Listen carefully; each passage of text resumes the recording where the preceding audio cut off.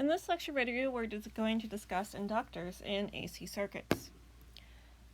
Alright, so remember with an inductor, we're going to vary the current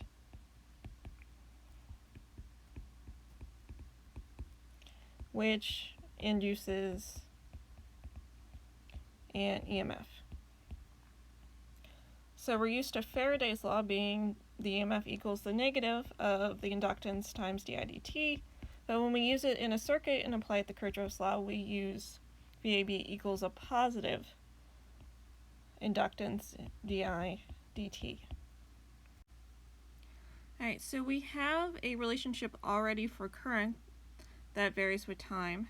So we're going to plug in for the current that varies with time the max current times the cosine of the angular frequency times time, and we're going to take that derivative in terms of time, so that we get this relationship here.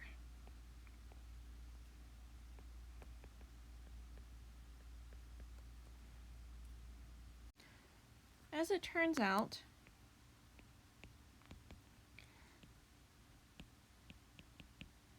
the cosine of your angle plus 90 degrees, or pi over 2, since we're going to work in radians, is the same thing as the negative of the sine of omega t. So we're going to rewrite this in terms of cosine with what we're going to refer to as the phase angle for the inductor, which is always going to be plus 90 degrees or plus pi over 2. Now if you look back to the voltage equation I wrote at the beginning of this chapter, where we had voltage at a particular time equals the max voltage times the cosine of omega t plus the phase angle, we want to be able to write this relationship for the voltage across the inductor equals max voltage times the cosine of omega t plus its phase angle. So we need to deal with what is out front here and turn it into a voltage. So we know from a previous unit, Ohm's law is voltage equals current times resistance. So if you look here, we have voltage here, we have current, and then we have these two terms, the angular frequency times the inductance. So what we're going to do is say that the voltage across the inductor, so the max voltage across the inductor, is equal to the current times the angular frequency times the inductance, and we're going to define a new term here. We're going to say the angular frequency of the circuit times the inductance is equal to what we're going to call the inductive reactance. So we're going to call this the inductive reactance. And it's going to have units, believe it or not, of ohms. So you can think of this as like a resistance, but it's not actually resistance, but it behaves like a resistance. So we're going to say that the voltage across the inductor at one particular time is equal to the voltage, max voltage across the inductor, times the cosine of our angular frequency times time, plus our phase angle, which is always pi over 2.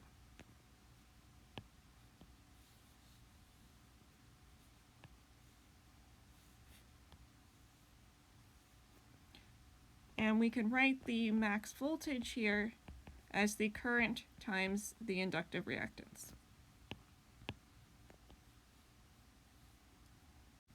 So let's talk about this relationship a little bit further.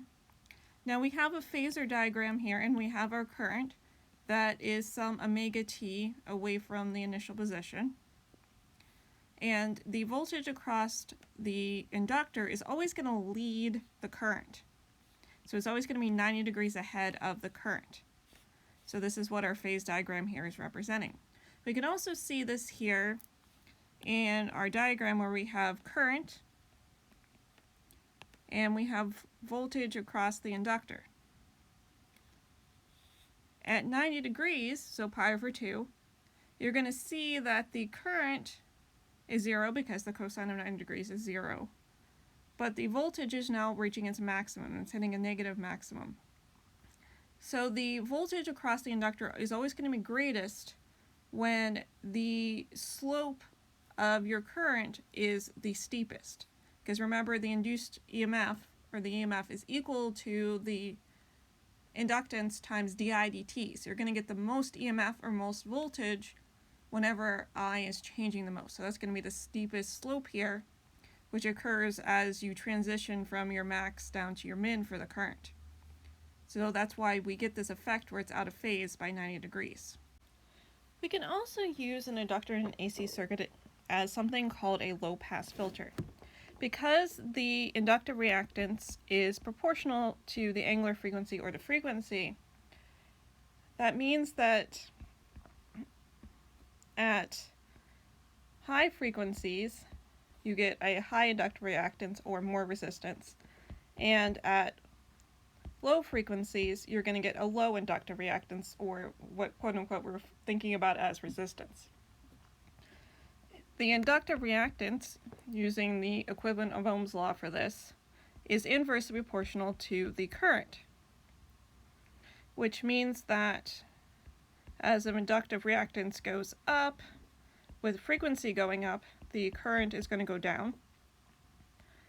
And as the inductive reactance goes down, because the frequency is going down, the current will go up.